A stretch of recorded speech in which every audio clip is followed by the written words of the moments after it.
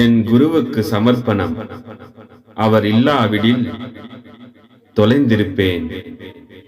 தெரியாம போயிடுது ஆழ்ந்த தூக்கத்துல இருக்கும்போது. கரெக்டா? சோ அப்படி இருக்கிறச்சே அப்ப ஏதோ ஒண்ணு நம்மள வழி நடத்திக்கிட்டு, அந்த ஏதோ ஒண்ணு என்ன நடத்துதுன்னு அதை பிடிக்கிறது தான் இந்த பாடத்தோட முழுமையான நோக்கம். அதை உணர்ந்து பயணம் பண்றதுதான் முழுமையான நோக்கம். பிறந்து ஏதோ ஒண்ணுனாலதான் நம்ம பிறந்திருக்கிறோம். ஏதோ ஒண்ணு செஞ்சதுனால, அது என்ன செஞ்சோம், எதனால நம்ம செஞ்சோம், அதை எப்படி நம்ம போக்கிக்கிறது, நம்ம இது முன்னாடியே சொல்லிட்டேனே சாமி. நானு இந்த வினை என்ற ஒரு விஷயம் போனாதான் இந்த உலகத்துல இருந்து நம்ம வெளியே போக முடியும், இந்த உலக வாழ்க்கையில இருந்து. அதுக்கு முன்னாடி இந்த உலகத்துக்கு வந்தது என்ன, ஒரு சின்ன அசைவுனால உலகத்துக்குள்ள இந்த ஆன்மா உள்ளாகி பூண்டாகி செடி கொடிகளாகி பல பிறவைகள் எடுத்துட்டு மனிதனா வந்தோம். மனிதனா வினைகளை சேர்க்க ஆரம்பிச்சோம். இந்த வினை ஒழிஞ்சாதான் இந்த பிறவி என்ற சக்கரத்துல இருந்து வெளியே போக முடியுமே தவிர்த்து வேற வழியே இல்லை சார். அப்ப நீங்க என்ன கேட்கலாம், அப்போ மத்தவங்க எல்லாம் இதுக்குள்ளேயே வரவே இல்லையே, அவங்களுக்கெல்லாம் இதை பத்தி தெரியவே இல்லை, எல்லாம் ஜாலியா தேட்டர் போறாங்க, வீட்டுல ஞாயிற்றுக்கிழமை நாங்க இங்க உட்காந்துக்கிட்டு நம்ம இதை பேசிக்கிட்டு இருக்கோம், மத்தவங்க எல்லாம் ஜாலியா ஹோட்டலுக்கு போய் சாப்பிடுறாங்க, படத்துக்கு போறாங்க, சந்தோஷமா இருக்காங்களே, அப்ப அவங்களுக்கெல்லாம் எப்படின்னு கேட்டீங்கன்னா, கண்டிப்பா இதை ஆரம்பிச்சு வச்ச பரம்பொருள் இதை முடிக்கிறதுக்கும் வழியை கொடுத்துருக்கு. எல்லாருமே இந்த சக்கரத்துக்குள்ள வந்துதான் இதை முடிக்க முடியுமே தவிர்த்து வேற எந்த வழியிலுமே இதை முடிக்க முடியாது. இதை முடிக்கிறதுக்கு இதுக்குள்ள வந்துதான் ஆகணும். என்ன, நீங்க இந்த வருஷம் வந்திருப்பீங்க, அவங்க 5 வருஷம் பொறுத்து வருவாங்க, இல்ல இந்த பிரிவுல வருவாங்க, இல்ல அடுத்த பிரிவுல வருவாங்க, இல்ல 10 பிரிவு பொறுத்து வருவாங்க. பட் கட்டாயமா இந்த விழிப்பு நிலைக்குள்ள வந்துதான் ஆகணும். இந்த விழிப்பு நிலைக்குள்ள வந்துதான் ஆகணும்னா இங்கதான் உபதேசம் வாங்கணும், இந்த பயிற்சி மட்டும் தான் பண்ணணும், அப்பதான் விழிப்பு நிலை வரும்னு இல்லை. எந்த பாதையில போனாலும் உங்க ஆன்மாவை நீங்க உணர்ந்துட்டீங்கன்னா, இந்த மனமாகப்பட்டது சென்மை ஆச்சுன்னா உங்களுக்கு அந்த விழிப்பு நிலை வந்துருச்சுன்னு அர்த்தம். அந்த விழிப்பு நிலை வளர வரைக்கும் இதுதான் ஒரே ஒரு வழின்னு இல்லை. ஏன்னா எல்லாருக்குமே இந்த விழிப்பு நிலை மனமாகப்பட்டது செம்மையாகி அந்த ஆன்ம விழிப்பு வந்தா மட்டும்தான் அந்த நிலைக்கு போக முடியும். ஆனா நீங்க இந்த இதுல ஹிந்துல பிறந்திருக்கணும், இல்ல முஸ்லீம்ல பிறந்திருக்கணும், கிறிஸ்டின்ல பிறந்திருக்கணும், இல்ல சென்னையில பிறந்திருக்கணும், அமெரிக்கால பிறந்தோம், அந்த மாதிரிலாம் எதுவுமே இல்லை. உங்களுக்கு உங்க வினைகள் கரெக்டா தீர வழி தெரிஞ்சிச்சுன்னா அதை பிடிச்சிங்கன்னா ஆட்டோமேட்டிக்கா நீங்க போக ஆரம்பிச்சு. இதுலதான் போகணும்னு இல்லவே இல்லை. இந்த பாவ புண்ணியங்களை அழிக்கிறதுக்கு தர்மங்கள்னு ஒண்ணு சொல்லியிருக்காங்க. தர்மம் பண்ணுனா அழியும். தர்மம் பண்ணா கண்டிப்பா அழியும். ஏன் தெரியுமா தர்மம் பண்ணா அழியும்?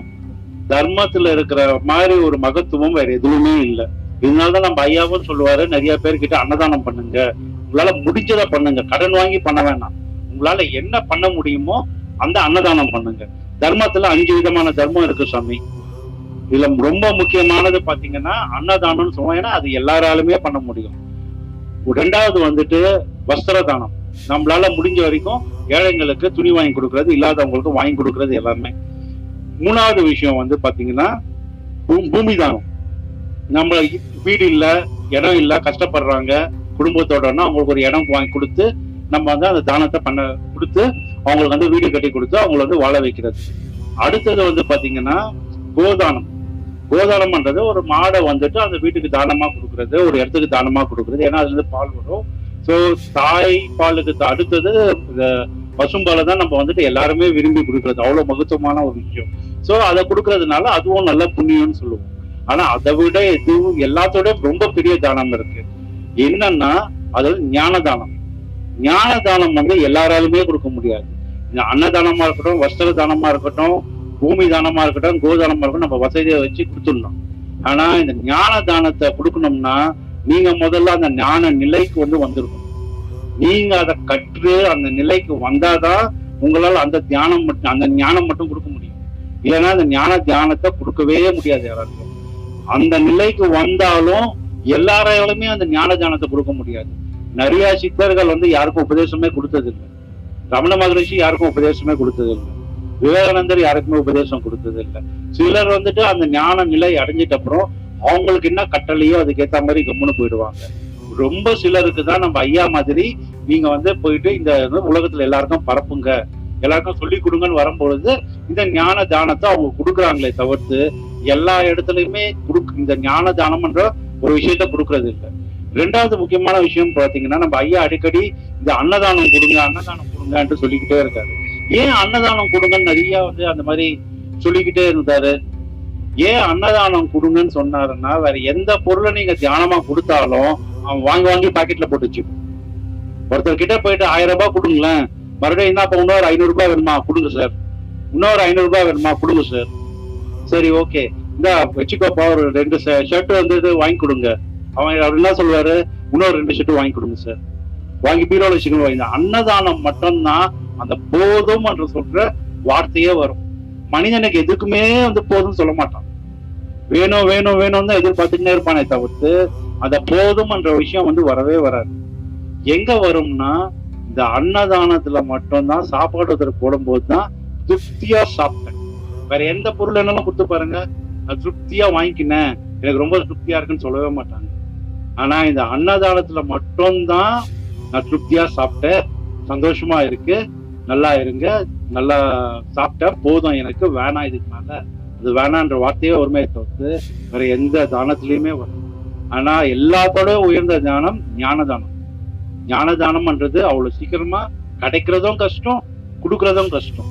அந்த மாதிரி ஞான தியானம் கிடைக்கிற இடத்துல நம்ம சரணாகதி. ஏன்னா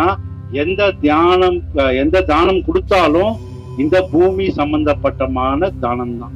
நீங்க வஸ்திரம் கொடுத்தாலும் இந்த உலக வாழ்க்கைக்கு தான், நீங்க வந்துட்டு கோதானம் கொடுத்தாலும் இந்த உலக வாழ்க்கைக்கு, நீங்க அன்னதானம் போட்டாலும் இந்த பிண்டத்துக்கு பசி ஆடுறதுக்கு மட்டும்தான். வேற என்ன தானம் கொடுத்தாலும் இந்த உலக வாழ்க்கைக்கு மட்டும்தானே தவிர்த்து இந்த ஞான தானம் மட்டும்தான் உங்க ஆன்மாவை மேல்நிலைக்கு கொண்டு போற ஒரு வழி. ஒரு குருவாகப்பட்டவர் ஒரு உபதேசம் கொடுக்குறாருன்னா, இங்க கூட நம்ம வந்து உபதேசம் கொடுக்குறோம் இல்லையா, காலையில இருந்து சாப்பிடவே மாட்டாங்க. இங்க உபதேசத்துல கொடுக்க உட்காடுறாங்கன்னா அவங்க சாப்பிடவே மாட்டாங்க. சாப்பிடாம நைட் பாடம் பண்ணி நைட்டு ஃபுல்லா பாடம் பண்ணிட்டு கிளம்புற வந்து மறுபடியும் நல்லா பாடம் பண்ணி அந்த பிரபஞ்ச சக்தியை நல்லா ஈர்த்து அதுக்கப்புறம் தான் அந்த உபதேசம்ன்றதே கொடுக்குறது. உபதேசம் கொடுத்து முடிக்கிற வரைக்கும் இங்க சாப்பிட மாட்டாங்க உபதேசம் கொடுக்குறவங்க.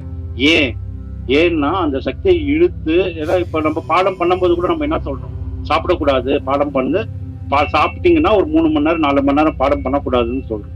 அதே மாதிரி இந்த உபதேசம் கொடுக்கறதுக்கு முன்னாடி அவங்க வெறும் வயிற்றுல இருந்து தான் அவ்வளவு மகத்தான விஷயத்த உங்களுக்குள்ள வந்து விதைக்கிறாங்க. இதனாலதான் தொட்டு காட்டாத விதை சுட்டு போட்டாலும் வராதுன்னு சொல்லுவாங்க. இப்ப நிறைய யூடியூப்ல எல்லாம் வந்து ஆன்லைன் மெடிடேஷன் எல்லாம் நிறைய வந்துடுச்சு. ஆனா உண்மையா பாத்தீங்கன்னா ஒரு குரு கிட்ட போயிட்டு நம்ம சரணாகதி அடைஞ்சி அவர் தொட்டு காமிச்சு இப்படிதான் அவருடைய சக்திய உங்களுக்குள்ள வந்துட்டு அதை வந்து கொடுப்பாரு. அந்த சக்தி உங்களுக்குள்ள கொடுக்கறது எவ்வளவு மகத்தான விஷயம்னா, பிறந்த குழந்தைக்கு அந்த தாய் வந்து அந்த பால்ன்ற அமுதத்தை கொடுக்குறாங்க இல்லைங்களா, எவ்வளவு முக்கியமான விஷயம். டாக்டர் வந்து முதல்ல ஒரு 3 வருஷம் 4 வருஷத்துக்கு தாய்ப்பால் கண்டிப்பா கொடுக்கணும்னு சொல்றாங்க இல்லையா, அவ்வளோ வந்து உங்களுக்கு ஸ்டாமினாவை இன்க்ரீஸ் பண்ணுது. அதை விட இந்த ஞான தானம் என்ற அந்த சக்தியை கொடுக்கறது, அந்த குரு கொடுக்கறது அவ்வளவு பெரிய விஷயம். ஸோ அவர் அனுபவிச்சு, அவர் சேகரித்து வச்சு, அவர் குரு அவர் கொடுத்த ஞானத்தை அவர் சில காலம், அதாவது 1 வருஷம் 2 வருஷம் இல்லை, பல காலம் பயிற்சி பண்ணி, நம்ம ஐயாலாம் பாத்தீங்கன்னா கிட்டத்தட்ட 40-45 வருஷம் அதை பயிற்சி பண்ண.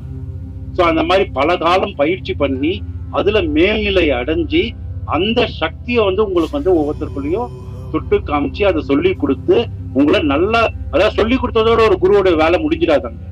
அவங்க போன் பண்ணி பேசி, இப்ப போன் எல்லாம் வந்துருச்சு, அப்பெல்லாம் வந்து செக் பண்ணி பேசி கூட வர வச்சு சூட்சுமத்துல வந்து பார்த்து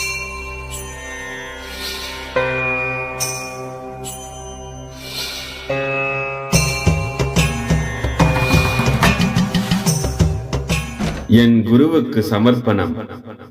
அவர் இல்லாவிடில் தொலைந்திருப்பேன்.